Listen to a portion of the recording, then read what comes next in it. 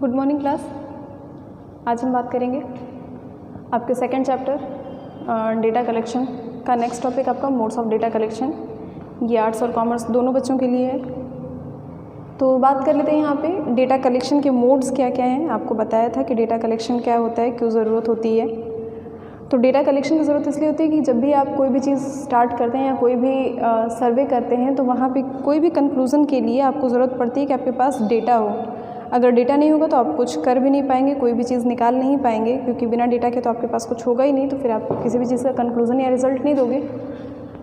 तो data collection के mode क्या क्या हैं, यानी कि आप डेटा कलेक्शन किस तरीके से कर सकते हैं, कि क्या क्या आपके पास मेथड्स हैं कि आप उतने तरीके से डेटा को कलेक्ट कर सकते हैं। तो सबसे पहले बात कर लेते हैं, यहाँ पे है आपका डायरेक्ट पर्सनल इन्वेस्टिगेशन।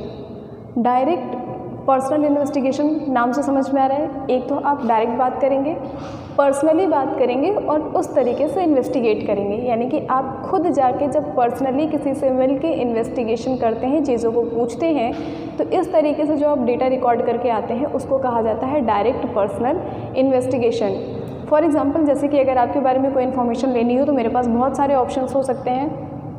हम आपका कहीं रिकॉर्डेड डेटा हो स्कूल में, वहाँ से ले सकते हैं, हम आपके आसपास के लोगों से ले सकते हैं, या फिर हम डायरेक्ट आपसे पूछ सकते हैं। आपकी इन्फॉर्मेशन अगर आपसे हम खुद आके पूछें, यानी कि जो भी इन्वेस्टिगेटर है वो इन्फॉर्मेंट से खुद इन्फॉर्मेशन जाके लेता है, तो उसको कहा जाता है डायरेक्ट पर्सनल इन्वेस्टिगेशन। क्योंकि यहाँ पे डायरेक्टली चीज़ें पूछी जाती हैं, इन्वेस्टिगेशन किया जाता है। पर्सनली आप मतलब पर्सनली आप कांटेक्ट में होते हैं, यानी कि वाया इन्फॉर्मेशन नहीं ली जाती है। आप अपनी जो भी इन्फॉर्मेशन है वो आप खुद जाके पूछते हैं और तब आप चीज़ों को रिकॉर्ड करते हैं। इसी को आप कहते हैं कि जो आपके फ्रेश डेटा होते हैं या प्राइमरी डेटा, इसी डेटा को कहा जाता है। क्योंकि यहाँ पे किसी भी थर्ड पर्सन का कोई रोल नहीं होता है, कहीं से भी डेटा आपको मिला नहीं होता है। आपका जो भी ऑब्जेक्ट है, जो भी पर्पस होता है, उसके लिए आप खुद बात करते हैं, खुद जाते हैं और जिससे भी आपको डेटा, जिस भी रेलेवेंस में आपको डेटा चाहिए, आप वो डेटा कलेक्ट करते हैं।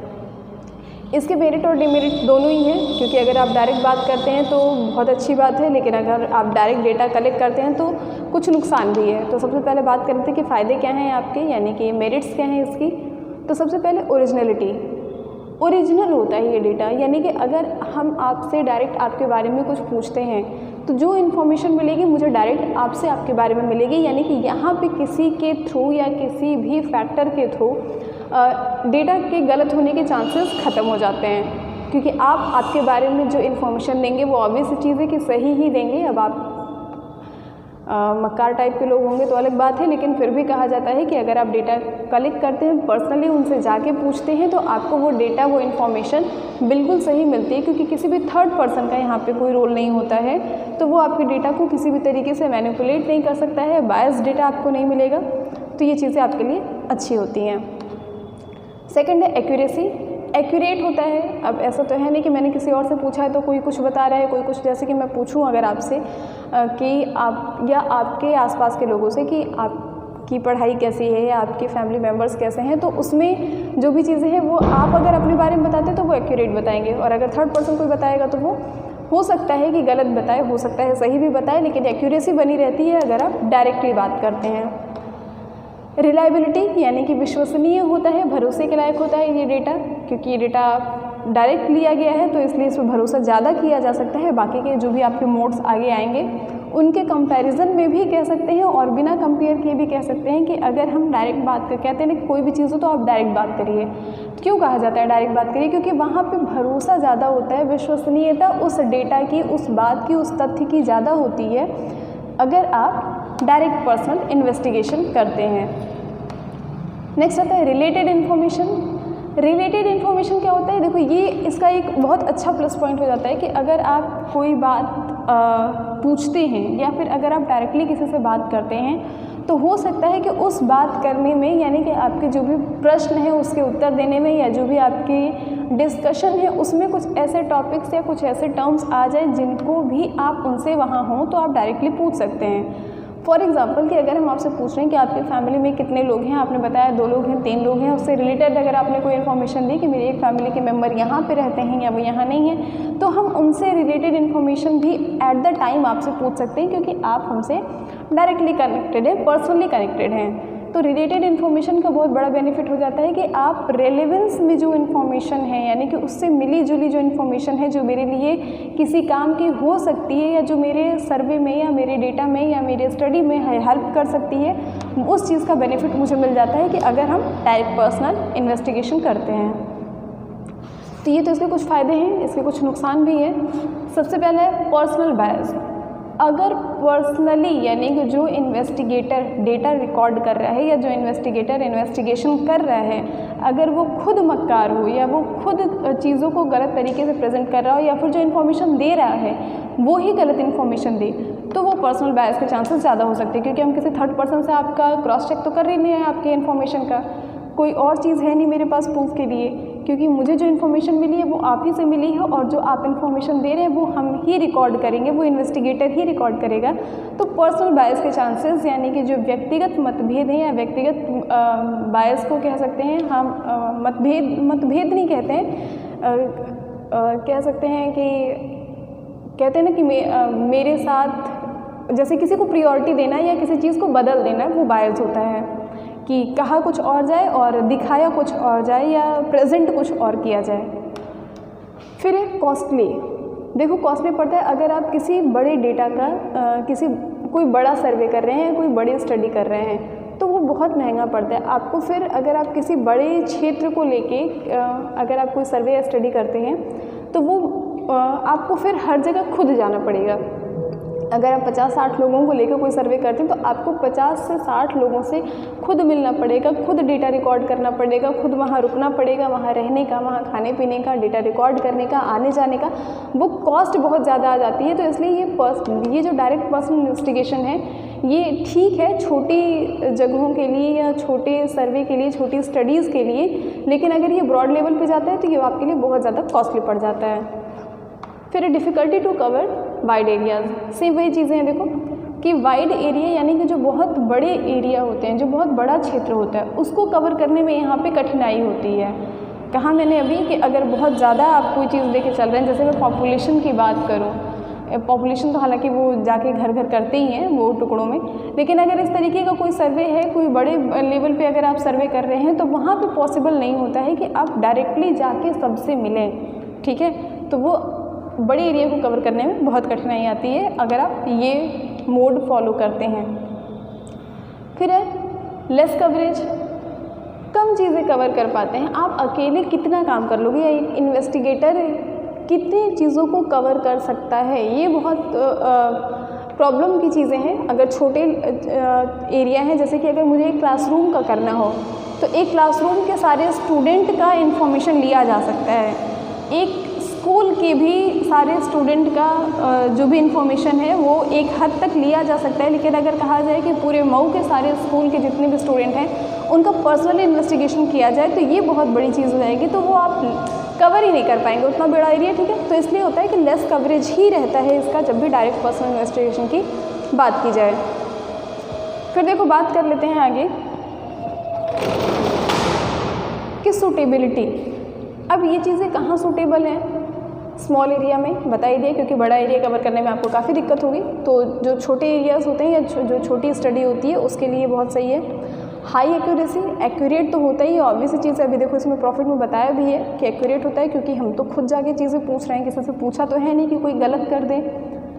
Information must be kept secret, ये बहुत अच्छा है कि अगर जहाँ पे ज़रूरत होगी आपको वो इन्फॉर्मेशन सीक्रेट ही रखनी है। जैसे न्यूज़पेपर में अगर आपने पढ़ा होगा तो कभी कभी कुछ न्यूज़ में रहता है कि जो भी इन्फॉर्मेंट है उसके नाम को छिपाते हुए, मतलब उसके यहाँ XYZ लिख सकते हैं, उसके यहाँ कुछ नहीं लिख सकते। कहा जाता है कि जो भी अभियोजन है, यानी कि जिसने भी इन्फॉर्मेशन आपको दी हुई है, उसने अपने नाम को छुपाने की या ना बताने की शर्त पे ये बात बताई है, और उसके बाद उसका स्टेटमेंट होता है। तो अगर ऐसा कुछ है तो उसके लिए भी आपको डायरेक्टली वहाँ जाकर उस इंसान से बात करनी पड़ेगी, तब आप उस इन्फॉर्मेशन को सीक्रेट रख सकते हैं। और जहाँ आपको लगे कि यहाँ पे सीक्रेट रखना मस्ट है, बहुत ज़रूरी है, वहाँ पे आपको यही एक मोड फॉलो करना ज़्यादा अच्छा होता है। फिर direct connection is required. Direct connection required जहाँ हो, यानी कि जहाँ आपको लगे कि किसी तीसरे को भेज के काम नहीं चलेगा, आपको खुद वो चीज़ें जाके कवर करनी है, आपको खुद वो जाके इन्फॉर्मेशन निकालनी है, जैसे बहुत सारे केसेस आपको अभी सुनने में मिल भी रहे होंगे। तो अगर इस तरीके का कोई सेंसिटिव केस है या इस तरीके की कोई चीज़ है जहाँ पे आपको लगता है कि आपका खुद जाना ज़्यादा सूटेबल है, ज़्यादा आपको प्रेफरेंस देनी चाहिए, तो उसके लिए भी ये आपका डायरेक्ट पर्सनल इन्वेस्टिगेशन बेहतर होता है। सेकेंड मोड की बात कर लेते हैं, इनडायरेक्ट ओरल इन्वेस्टिगेशन। देखो, एक तो इनडायरेक्ट है, तो इनडायरेक्ट होगा तो कैसे बात करेंगे, ओरली ही, क्योंकि इनडायरेक्ट पर्सनल तो बात कर नहीं लोगे। तो इनडायरेक्ट ओरल इन्वेस्टिगेशन होता है ये जो आपका सेकंड मोड है। इसका मतलब जब आप किसी से फ़ोन पे बात कर लेते हैं या जब आप किसी पड़ोसी से आपके बारे में कोई बात कर ली जाती है, आपके आसपास के लोगों से आपके बारे में बात कर ली जाती है, तो वो होता है इनडायरेक्ट ओरल इन्वेस्टिगेशन। इसके देखो मेरिट्स क्या हैं, सबसे वाइड कवरेज। इनडायरेक्ट आपको हर जगह जाना तो है नहीं, आप फ़ोन करके पूछ सकते हैं, आप जो भी आपके इलेक्ट्रॉनिक मीडिया है उनसे आप बात कर सकते हैं, पूछ सकते हैं, आप किसी आसपास के जो लोग हैं उनसे पूछ सकते हैं।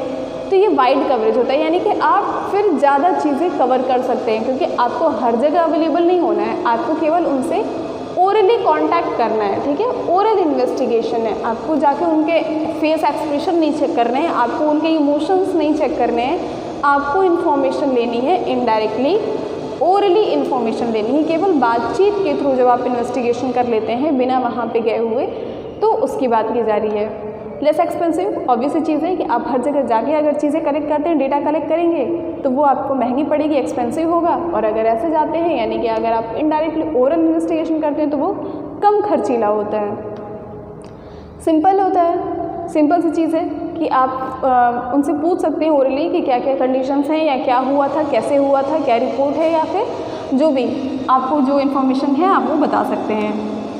फिर आपका बायस फ्री, बायस फ्री होता है, यानी कि यहाँ पे भी किसी आप इनडायरेक्टली ही कनेक्टेड होते हैं, लेकिन यहाँ पे किसी भी तरीके का भेदभाव या इस तरीके की चीज़ों को मैनिपुलेट नहीं किया जा सकता है, तो वो बायस फ्री होता है। फिर आपके डीमेरिट्स देख लो, लेस एक्यूरेसी, बहुत कम एक्यूरेट होता है, बहुत कम एक्यूरेट नहीं होता है, मतलब इससे कम एक्यूरेसी होती है, ठीक है, क्योंकि यहाँ तो आप डायरेक्टली होते हैं, तो यहाँ तो किसी भी तरीके की एक्यूरेसी में कोई रिस्क ही नहीं है। यहाँ पे हो सकता है कि आपको फ़ोन पे लोग ज़्यादा प्रेफर ना करते हों बताना, या फिर इनडायरेक्टली ओरल इन्वेस्टिगेशन को बहुत सीरियस ना लें, तो इस चक्कर में हो सकता है कि एक्यूरेसी थोड़ी सी कम हो जाए। फिर है बायस, बायस हो सकता है ना, देखो ये पॉजिटिव भी है, निगेटिव भी है। बायस फ्री होगा क्योंकि आप फ़ोन में बात कर रहे हैं, तो वहाँ पे किसी का बहुत बेनिफिट या प्रॉफिट नहीं हुआ, तो ये बायस फ्री भी हो जाएगा। लेकिन बायस भी हो सकता है कि अगर सामने वाला आपकी चीज़ों में इंटरेस्ट ना ले, तो हो सकता है कि वो आपको सही इन्फॉर्मेशन भी ना दे। डाउटफुल कंक्लूजन, कंक्लूजन डाउटफुल ही होगा क्योंकि आप डायरेक्टली तो मिले नहीं है, इनडायरेक्ट है, ओरल है, तो हो सकता है कि आपकी जो भी चीज़ें हैं वो सही ना आए, जो भी इन्फॉर्मेशन है वो आपको सही ना मिले। नेक्स्ट बात कर लेते हैं, आपका तीसरा पॉइंट है इन्फॉर्मेशन थ्रू लोकल सोर्सेज और करेस्पॉन्डेंट। जो भी इन्फॉर्मेशन है वो लोकल सोर्सेज, लोकल सोर्स आपके क्या होंगे, या करेस्पॉन्डेंट, यानी कि जो आपका न्यूज़पेपर है, मैगज़ीन है, न्यूज़ चैनल्स हैं, लोकल न्यूज़ को कवर करने वाले अलग चैनल्स होते हैं, नेशनल टीवी मतलब नेशनल जो चैनल्स होते हैं वो अलग होते हैं।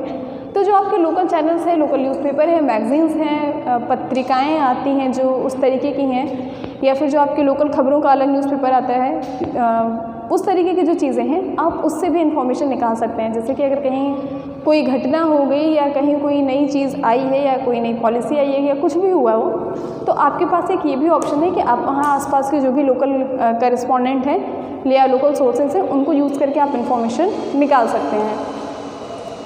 इसका फ़ायदा क्या है, इकोनॉमिकल, कम खर्चीला है, कुछ करना तो है नहीं, ना किसी से बात करें, ना कुछ पूछना है, आपको जो भी लोकल सोर्सेज हैं उनको देखिए, उठाइए, पढ़िए, समझिए, और वो आप डेटा कलेक्ट कर सकते हैं। तो इकोनॉमिकल भी होता है। वाइड कवरेज, वाइड कवरेज होगा ये, रेडियो सुन लो, आसपास की जो न्यूज़ आती हैं वो आप बता देंगे, पत्रिकाएं देख लो, न्यूज़पेपर देख लो, समाचार पत्र देख लो, चैनल्स देख लो, तो ये बहुत सारी चीज़ों को एक वाइड एरिया कवर करता है। सूटेबल फॉर स्पेशल पर्पज़, कुछ स्पेशल पर्पस के लिए ही सूटेबल होता है, हर एक चीज़ के लिए ये मेथड आपके लिए सूटेबल नहीं होगा, क्योंकि बहुत सारे मेथड्स हैं, मतलब बहुत सारी चीज़ें हैं जो काफ़ी सेंसिटिव होती हैं, बहुत सारे केसेस हैं जो काफ़ी सेंसिटिव होते हैं, जिनको आप किसी भी तरीके से ये सोर्स यूज़ नहीं कर पाएंगे, तो ये स्पेशल पर्पस के लिए सुटेबल होता है। कंटिन्यूटी बनी रहती है, क्योंकि हर दिन आपको समाचार पत्र पत्रिकाएं मिलती रहेंगी, हर दिन आपके रेडियो पे कुछ ना कुछ आता रहेगा, हर दिन आपके लोकल न्यूज़ चैनल जो आते हैं चलते हैं, उसमें आपको इन्फॉर्मेशन मिलती रहेगी, तो इसकी कंटिन्यूटी बनी रहती है। आपको जब भी जिस भी दिन की या जिस भी तरीके की इन्फॉर्मेशन चाहिए आपको, वो आपको आसानी से अवेलेबल होती है। डीमेरिट क्या है? Personal bias. पर्सनली बायस हो सकता है, जैसे कहते हैं न्यूज़पेपर वाले या मीडिया वाली चीज़ों को अलग तरीके से प्रेजेंट कर देते हैं, तो वो तो फिर बायस चीज़ें आ जाएंगी, यानी कि वहाँ पे फिर एक्यूरेसी ख़त्म हो जाएगी आपकी। सेकंड पॉइंट यही है, लेस एक्यूरेसी। फिर आता है डिले इन कलेक्शन में भी डिले होता है। अब आप 10 न्यूज़पेपर उठाएंगे, पढ़ेंगे, देखेंगे, आप खोजेंगे कि कौन से रेडियो में किस दिन के रेडियो चैनल पे ये आपका टेलीकास्ट हुआ था, या किस दिन के न्यूज़पेपर में आया है, कौन सी पत्रिका में इसके बारे में लिखा है, या कौन से लोग ऐसे हैं जो आपको इसके बारे में बता सकते हैं। तो डेटा कलेक्शन में बहुत डिले होता है, देरी होती है। लैक ऑफ ओरिजिनलिटी का लैक तो है ही है, क्योंकि ये कहीं से भी आप ये नहीं कह सकते हैं कि ये ओरिजिनल डेटा है। ये वो डेटा होते हैं जो आप आसपास के लोगों से कलेक्ट करते हैं, या आसपास के लोग या आसपास के लोकल रिसोर्सेज आपको बताते हैं, तो ये लैक ऑफ ओरिजिनलिटी होती है। तो ये आपका हो गया आज मोड ऑफ डेटा कलेक्शन। अब नेक्स्ट हो सकता है कि स्कूल खुल जाए तो आप लोग के स्कूल में ही डायरेक्ट बात हो, यहाँ तक कि आपके नोट्स कंप्लीट कर लेना और आगे की भी चीज़ें थोड़ी बहुत पढ़ के आइएगा। ठीक है, थैंक यू।